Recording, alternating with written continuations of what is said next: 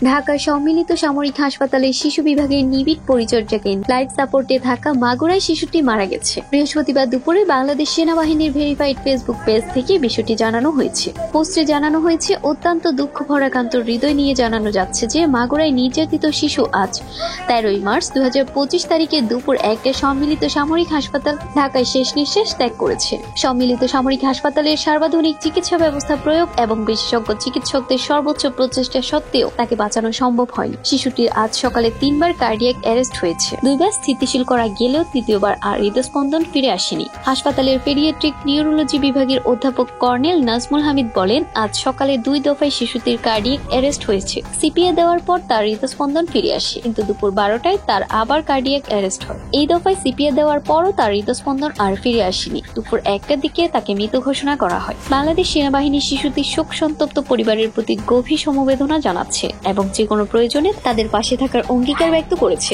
বাংলাদেশ সেনাবাহিনী শিশুটির বিদ্রোহী আত্মার মাগফিরাত কামনা করছে।